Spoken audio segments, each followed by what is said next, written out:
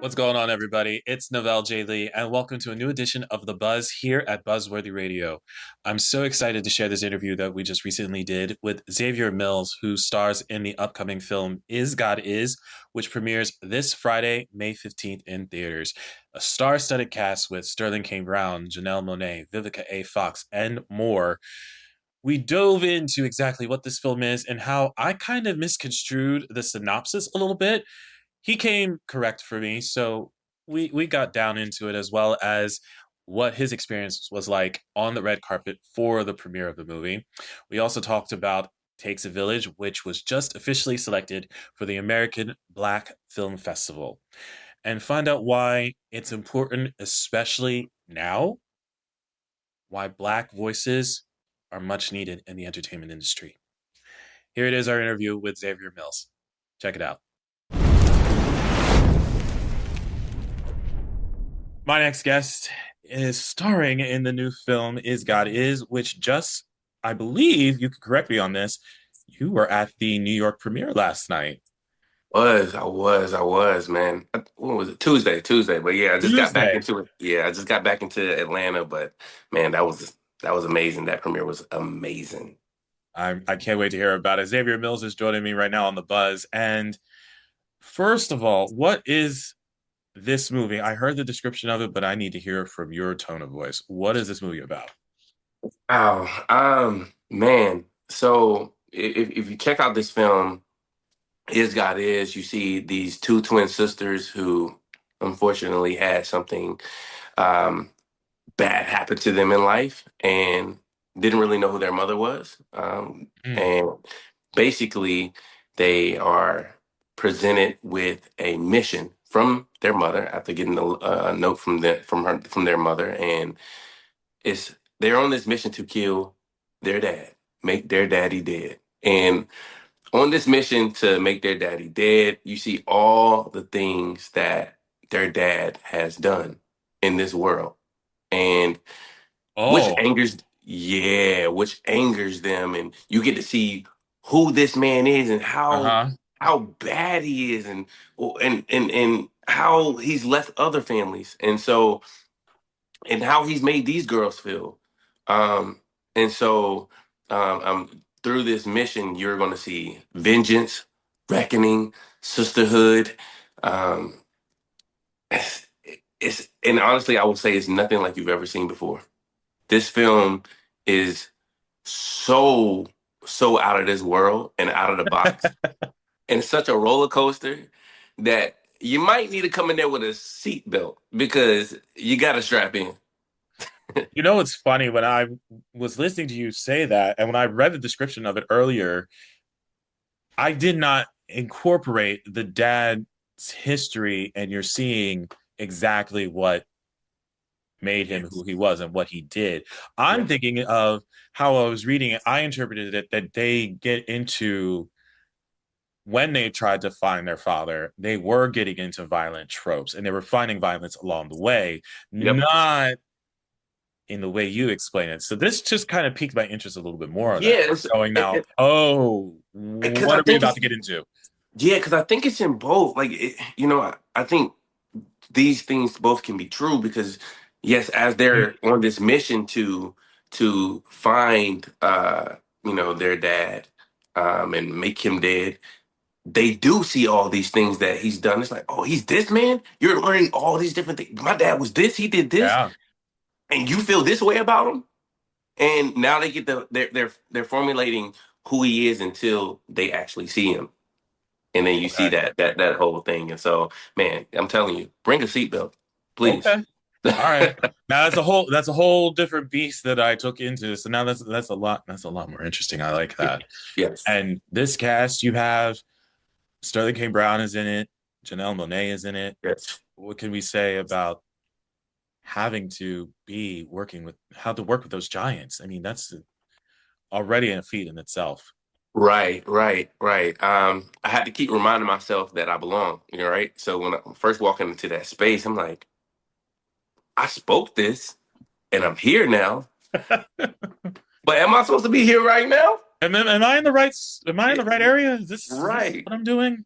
You sure? right, exactly. And, I see Janelle for the first time. I'm like, hey, how you doing? There's Mhm. there's a little Are you stuff trying to there. keep your composure, but in reality, you're like, no, Yeah, don't. I'm shaking this side. Yeah. Yep. And then same thing with Sterling K. Brown. I meet him and I'm like, dude, he's and Sterling K. Brown is actually built. So me seeing Yeah. him and then seeing him in person, I'm like, dog, you dap him up and it's, what's up, brother? How you doing? I'm like, man, brother, you're strong. All right, I'm good. I'm good. But man, these people were so kind and so not, I would say kind. They were so kind and very welcoming to that space. And then when you get to see them step into their artist Mhm. way, man, dude, it's like they transform. You'll see, hey, how you doing? And then They get into that mode. they get into that mode. And it's just when they say action, it's Yep. so I got to learn and watch from them. And, every day after seeing them, I'm going home and doing homework. And I'm like, all right, I like, he understood that camera angle. He understood how to make that tear fall when it got here. So how do I make my tear? Yeah. Yeah, so just really learning from them, soaking it in and understanding that I belong as well. It's interesting that you talk about imposter syndrome a little bit because I feel like all of us have that at Hmm. some point in our life, and you describing that when you're meeting them, and then also not just imposter syndrome, but also you going in and going, what can I learn from these people? And you're taking that back with you, as you said, you're writing stuff down and you're looking at how they're doing their performance, and you're also in your head. It's kind of like you took that imposter syndrome, and instead of saying, do I really belong here, you're actually conforming it to, what could I do to make myself better because I know I belong here. There's a Exactly. difference. There's a difference. Exactly. Because I think when imposter syndrome happens, I'm separating myself from the mission that God has already given me, right? And so I'm making it about me. I feel like anytime I have that imposter syndrome, I'm making it about me, and I cannot do Mm-hmm. that.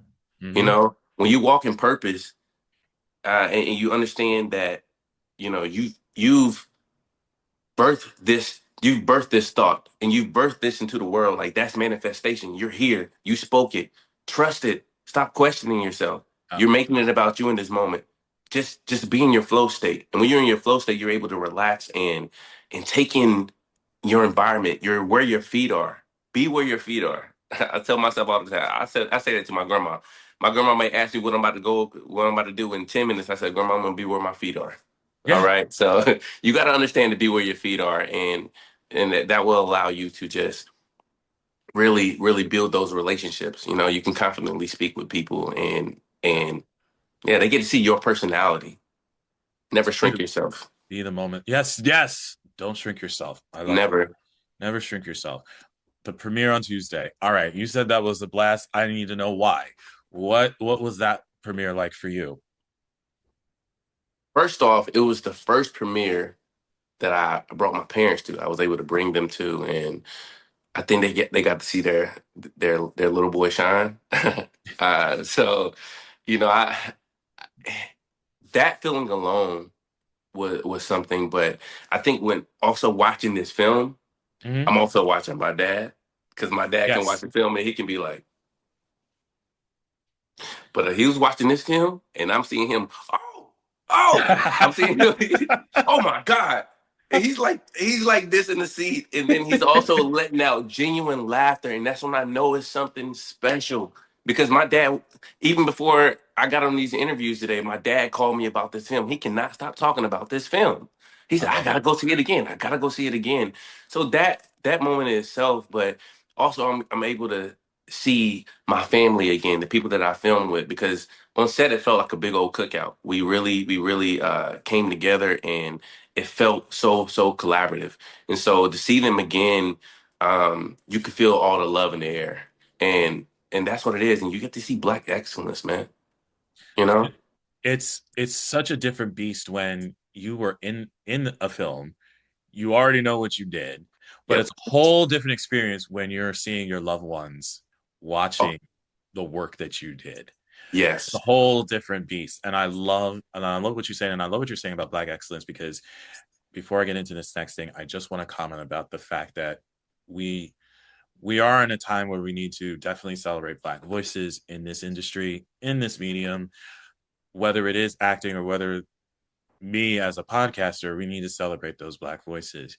And I want to say congratulations to you, because Takes a Village was just named an official selection this month at the Mhm. American Black Film Festival. Thank you, man. Thank you. Yeah. You, Yeah. your Ladarius.